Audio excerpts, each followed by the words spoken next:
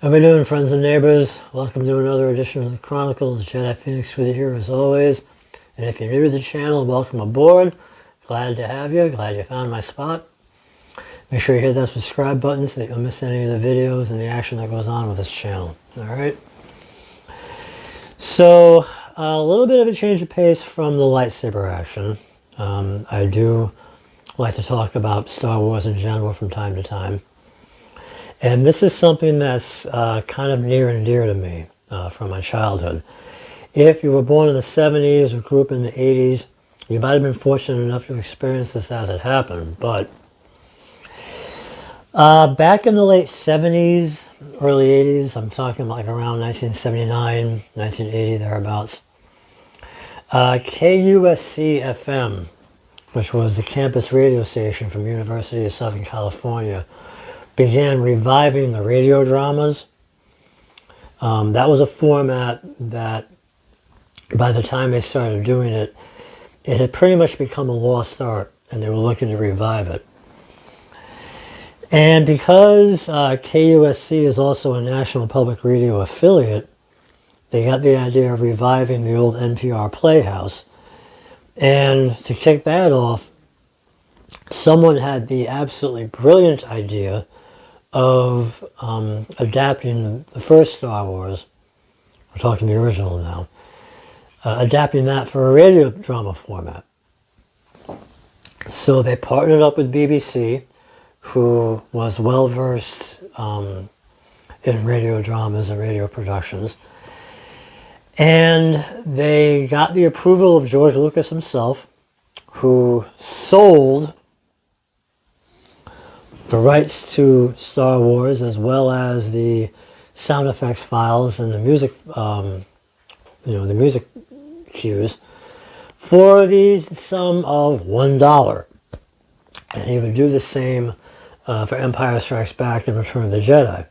It helps that he was an alumnus of USC.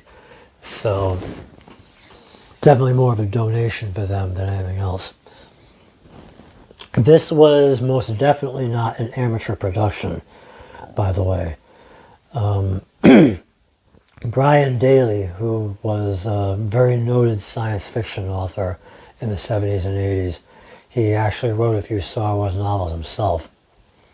He adapted the original scripts that George Lucas wrote to the radio drama format, and they did it episodic. Star Wars ended up being 13 episodes. Later on down the road, Empire Strikes Back came out in 1983, and that was 10 episodes. And Return of the Jedi would premiere in 1996, and that was 6 episodes. The cast was top-notch. Anthony Daniels reprised his role as C-3PO for all 3 adaptations. Mark Hamill was on board to play Luke Skywalker for Star Wars and Empire. Billy D. Williams would play Lando in Empire Strikes Back. You also had John Lithgow as Yoda. Ed Asner was Jabba the Hutt in Return of the Jedi. Brock Peters, who you might know as Admiral Cartwright from the classic Star Trek movies, he was Darth Vader. Really top-notch casting and acting all the way. They had the actual music from John Williams. They had the sounds from Ben Burt. All the engineering went into place. It really is, or really was, I should say, works of art. These have since been relegated to the Legends continuity since Disney took over, but at one time these were considered actual canon because they were based on scripts from George Lucas himself. And Brian Daley expanded the story. For example, the original Star Wars, the movie, what we know as the beginning of the movie, doesn't actually take place until the middle of the 3rd episode. Episodes 1 and 2 of the Star Wars adaptation, we actually see Luke Skywalker and Leia, their life before they joined the rebellion, before they got caught up in everything. Very, very cool stuff. I can't say enough good things about this. Collectively as a whole, if I were to rate these, it would be 2 thumbs up 5 out of 5 stars, 10 out of a scale of 10, whatever rating system you want to apply, it breaks the system. Okay? If you're a Star Wars fan, these are quintessential, I think. If there is a weak one individually, it would be Return of the Jedi. Not so much because of the production values or the acting, but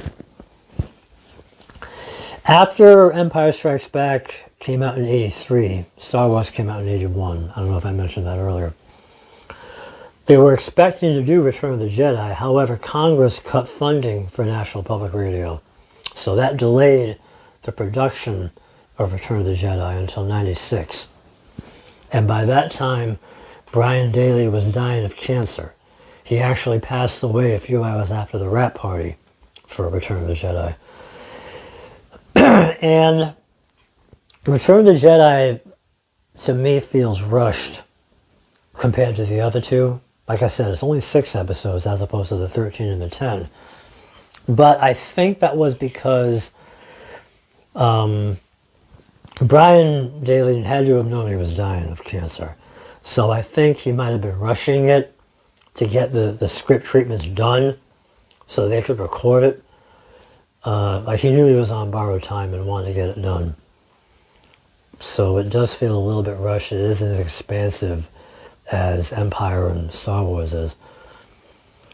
But that's just a minor critique of mine. Taken as a whole, they're almost perfect. Okay. This is normally where I would recommend that you go out and buy the CDs, but unfortunately, I did some research going into this, and here comes my cat. You gonna join in? Come on, you wanna say hello? Come on. This is the cat that I have to chase out of the frame every time I record my dining room because she likes to knock the camera over. All right, Gracie, down you go. Come on. Where was I? Oh, yeah. I think the CDs are out of print as far as new releases. I don't think they're being sold anymore as new copies. I did a search on Amazon, and there are people selling their CD sets, but at ridiculous prices, like $600, $700, $800. I saw that, and I'm like, you gotta be kidding me. You know, fortunately, YouTube has the adaptations as videos. Someone took, for each one, Star Wars, Empire, and Jedi, and edited all the episodes together to make one long broadcast, for lack of a better description. What they did, though, to do that was they edited out the opening and closing narrations and the credits and everything. And that, to me, is kind of part of the charm of the original broadcasts, because they were supposed to be episodic and cliffhanger style. So removing the narration, you lose a little bit. But that's just a minor quibble of mine. It's better than paying out $800 for a CD set. It's ridiculous. Do some looking around. I'm going to post the links to those files, those YouTube files, in the description for this video. But do some research, okay? If you have the means of buying either the CDs or the cassettes or whatever of these at a reasonable price, do so. Okay, do it. I cannot recommend it enough. I know this has been rebranded as Legends because of Disney, but this is part of Star Wars that should not be allowed to fade away. This needs to be preserved and passed on. Okay, it is just that good. I'm going to get down off my soapbox now. That will do it for this channel. Before I sign off, though, it would not be proper of me to have an episode of the Chronicles without a little lightsaber glimpse.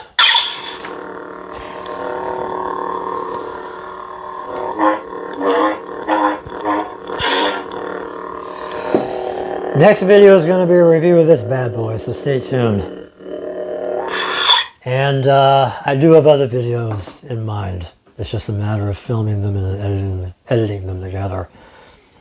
But make sure you subscribe if you haven't already. so that you don't miss any of that. Find me on Instagram. My link will be down below in the description. And until the next video, be good, be well, be safe, be happy.